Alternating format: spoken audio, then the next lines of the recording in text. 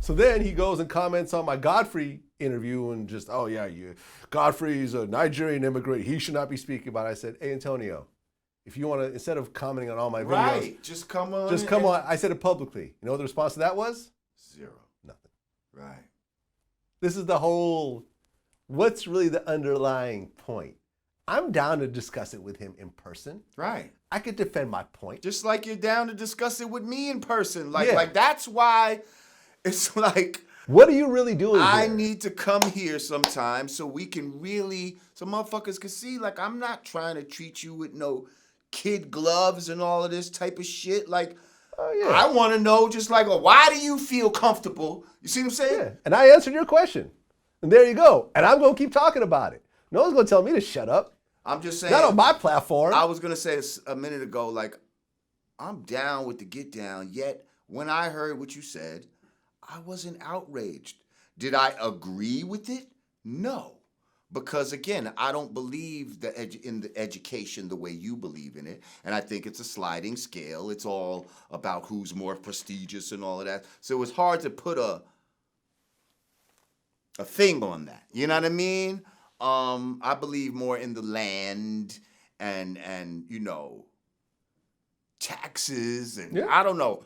A combination, a family of things. I don't have the whole reparations blueprint, but when I heard you say that, I wasn't as offended. Why would you be? Because you're pro-reparations just like me. Why would you be offended at someone else being pro-reparations? Like That's else. stupid. And then it's funny when like people almost try to like convince you to be offended. Like, come on, Lord Jamar, like, you should be offended. I know that shit, man, but fuck that. I was called offended. I was called a white supremacist over and over again.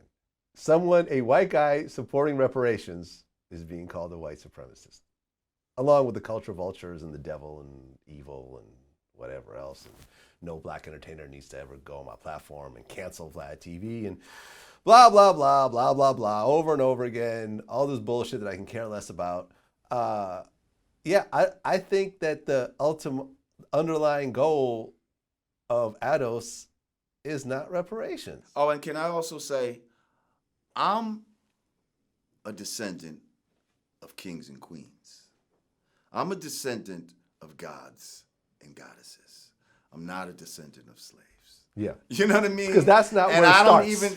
Yeah. Me and Talib talked about this. So I don't necessarily like that moniker, descendants of slaves. Because that's not where your history Because starts. that's almost putting a title upon yourself subconsciously. Yeah, like a ceiling in a way. Well, you start out as a slave, so don't expect to get too far. Right. And there's no, come from kings and queens. That's all I'm saying. Like, right. And, when people say, the biggest response was like, no, we need cash. We need cash. We need cash. We need cash. So we can all buy Rolls Royces and fucking diamond fucking chains? And here's why I have an issue with that, is that, for example, the Native Americans, if they had just gotten a chunk of cash, I'm pretty sure they would be in the exact same place that they are now, that they were back then, right? They got land, which was not desirable land. It was land that, was kind of on the outskirts. Stop that bullshit too. We need desirable land, right? But they were able to have a loophole which allowed them to put casinos on that land. And first of all, casinos is not the answer to every fucking thing either. It's not, because it's promoting more financial ruin, right? And all of that type of shit. But my point is that they're able to establish a type of business that can continue to make money decade after decade, right? Which is what ultimately rose them out of their financial ruin. Now, let's just say, okay, the Japanese got 20,000. So let's just say you turn around and say, okay, 20,000, $1945. Let's just say that's 100,000 now.